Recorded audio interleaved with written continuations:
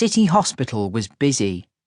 Rico's mother, Lena, spent most of her shift tending to the elderly patients on her ward. Lena had worked on this ward for 2 years, and she had also worked on the children's ward, the emergency ward, and the maternity ward in her time, so she was very experienced. City Hospital was on Dudley Road, so some of the hospital staff could hear the riots as they were happening on the streets. Lena was asked to go and help in the emergency department. She had the experience and they were desperate.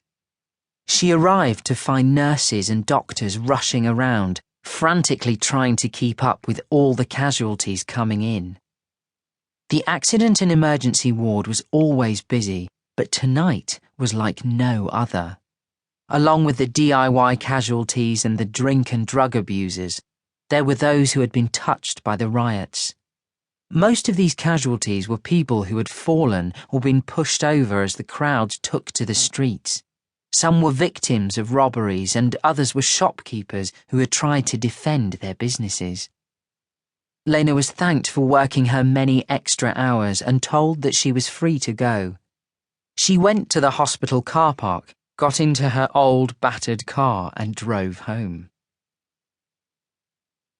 As soon as Lena entered her house, Rico came down from his room to see her, and as soon as she saw him, she called him over. "Come here and give me a hug," she said, her arms out wide. As they were hugging, Stefan came into the living room and launched into the story of Rico's latest arrest.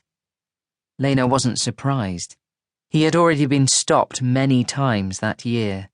But she was relieved to know that he had been released and not injured in the riots. Lena listened, and when Stefan had told his story, she began hers.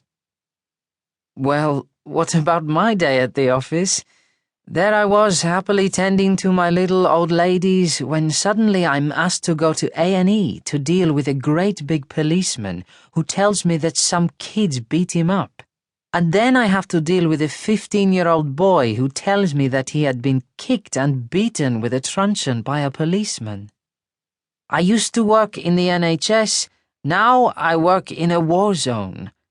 And last week they told us that we have a pay freeze for another year. They keep giving us more targets to reach with fewer staff and less money." Rico saw how tired and frustrated his mum looked. She threw her bag down on the sofa. "I guess you expect me to make dinner now?" "No way," said Stefan. "I've been slaving in that kitchen for the last hour preparing something just for you. And you," he said to Rico. "Now, let me guess," said Lena. "Pasta?" "How did you know?" asked Stefan. "Well, every time you cook up a surprise, it's pasta," said Lena. "Don't you get it? That means it's not a surprise anymore." "It's pasta," said Stefan, grinning. "But not as you know it. It's pasta with a twist." "Oh yes? What's the twist?" "Salad," replied Stefan, throwing his hands up as if completing a magic trick. "It will do. Again," said Lena. Her face was tired, but she was smiling. "Maybe I'll just go for the salad," said Rico. "The last time I had your pasta, it stayed around for days." "You said you liked it," said Stefan. "I was just trying to encourage you," replied Rico. "I realise now it was a mistake."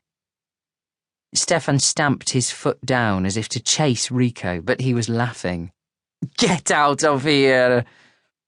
Rico ran upstairs to check on his computer work, and Lena went to change her clothes.